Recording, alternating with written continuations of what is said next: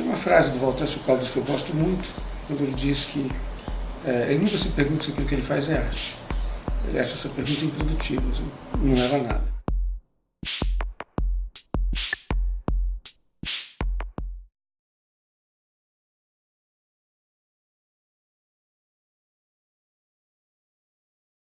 Que haja um curso de História da Arte, acho muito bom, porque admirável é o curso de História da USP, que é um grande curso, não contemplar a História da Arte.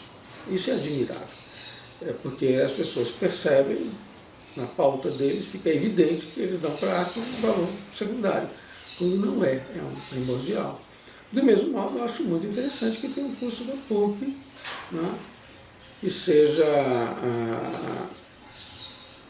voltado à crítica, curadoria, performance, tem vários cursos lá. Isso está na ordem do dia, as pessoas têm que estudar mesmo, têm que ver, têm que pesquisar, e não vejo nenhum mal. Muito ao contrário, só vejo benefício, que as pessoas levem esses ofícios, esses fazeres, a estratos mais profundos, e testem, e protegem com outros resultados. É um campo de informação, um campo da curadoria. Né? E do ponto de vista meu, por exemplo, do Pedro, professor de vocês, a universidade ela é um dos poucos espaços de respiro, porque você está salvo de certas injunções. Você, a rigor, paga para estudar. E aí, então, você pode justamente se concentrar naquilo que você acha que tem qualidade.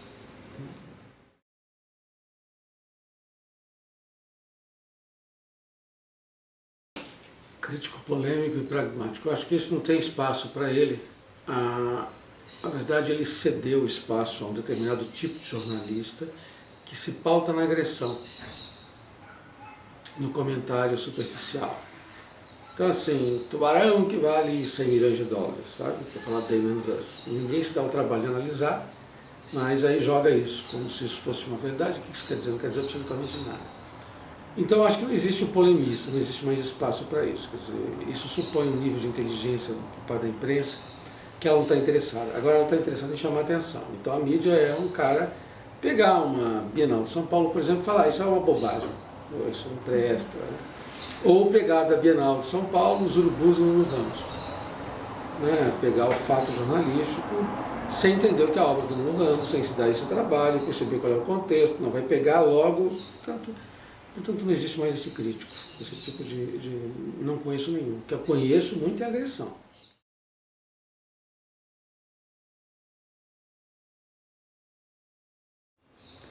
O crítico nunca foi independente, isso é uma conversa fiada.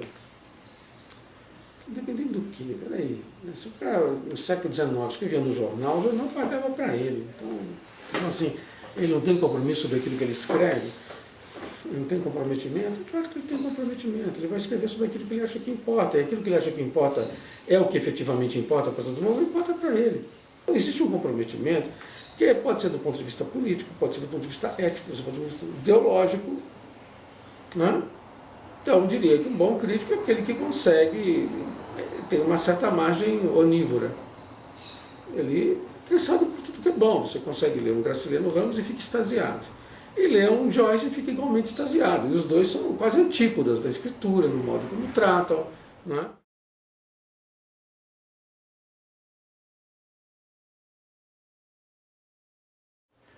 As pessoas vão assistir essas grandes exposições, em parte por causa da mídia. A maior parte, a grande responsabilidade por isso é a mídia. Dos patrocinadores, que são os diretores de marketing. Não é? Claro, você gasta 20 milhões de fazer uma Bienal de São Paulo, é bom que tenha gente lá para justificar isso. Então as pessoas vão, não porque saibam. Ninguém sabe quem é Escher. Ou pouca gente sabe quem é Escher. Talvez os professores saibam. Então os professores advertem os alunos, programam os alunos para que visitem a exposição. São ações coordenadas. É claro que a arte moderna ela vai ser campeã de visita em relação à arte contemporânea, porque ela traz nomes que são mais conhecidos, estabilizados, sobre os quais a gente não tem nenhuma dúvida. Alguém tem alguma dúvida que os impressionistas são importantes? Não. E como a gente não tem museu que cobre isso, é que impressionistas não estamos mal. Vai. Mas, por exemplo, é um excelente museu nesse tocante, com obras muito importantes impressionistas. Mas é natural que as pessoas queiram conhecer aquilo que já ouviram falar. Agora, em arte contemporânea, é muito mais difícil de ser vendido. Ninguém sabe o que é Brucinal. Brucinal é uma vaca sagrada. Richard Serra, Gerhard Richter. Né? Ninguém tem ideia, mas aí o público é muito menor. Tá? Os educativos são peça fundamental dentro desse processo. Há uma crença de que a arte é uma coisa que vem de dentro, que você entende. Sabe, todo mundo aprendeu a ler. Ninguém aprendeu, ninguém nasceu sabendo português. Que história é essa? Estou falando de cultura.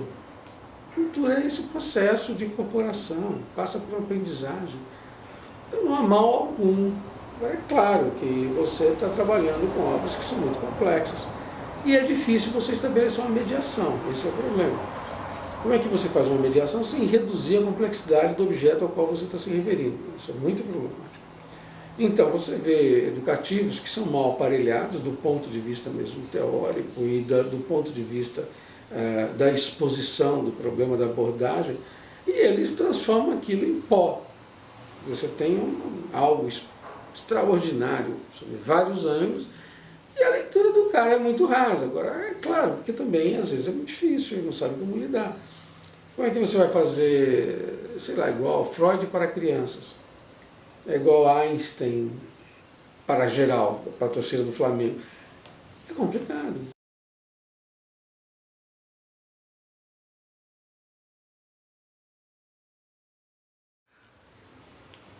Está indo muito bem, obrigado. Tem artistas de toda ordem, cada vez aparecendo gente. Nos anos 80, por exemplo, a produção era muito mais homogênea. Então, você tinha aqui em São Paulo, não no Rio de Janeiro, mas aqui em São Paulo era muito forte o predomínio de uma tendência abstrata no campo da pintura, e o debate era matérico, abstração geométrica, meio que não saía disso. E aí nos anos 90 surgiram muitos artistas lidando com o corpo de uma maneira implícita, indireta, com elementos corporais e aí aspectos biográficos. Aí começaram a surgir as pessoas discutindo imagem, como Rosângela Renaud, por exemplo. Referência com o passado, como Adriana Varejão, como até Bia Milhares, como o Daniel Senise, que é de uma outra ordem. Eu estou falando de 3 artistas cariocas no caso, né? Mas acho que a cena aqui em São Paulo está muito dinâmica, muito forte, tem muito ativismo também, isso é uma novidade, muita gente contra as galerias, ou galerias bem alternativas. Esse ativismo frequentemente é quase evangélico e tem uma crença, em alguns casos, quase pueril, como um certo esquerdismo, um certo romantismo em posições políticas, no que pode a arte disso tudo. Tudo isso faz-me crer que está muito matizado o ambiente. Pode ser mais, a tendência é que ele seja mais matizado, mais variado, mais abrangente, e tudo isso é muito importante. Tá? Então mudou muito nos últimos 10 anos, porque você teve a partir dos anos 90 a construção de muitas instituições. E essas instituições mostraram também seus limites. Porque tem muito artista que não quer estar e acha que os trabalhos nessas instituições são os trabalhos caretas e para a exposição de coisas requentadas ou coisas que não tem mais o que dizer. Então acho que eu sou muito otimista, acho que está indo muito bem, sou muito animado. Nós estamos no mundo capitalista. Você pode estar de diversos modos dentro deste mundo. E você pode estar a serviço daquilo que você gosta e não daquilo que o mercado quer que você diga. Cuidado para não demonizar o mercado, por sua vez. O Brasil tinha um mercado incipiente e, no entanto, durante uns bons 20 anos, desde que as galerias de arte contemporânea começaram a surgir, Luiz Estrina, esse povo lá nos anos 70, eles foram responsáveis pela apresentação e pela catalogação de um monte de artistas, porque as instituições não faziam isso.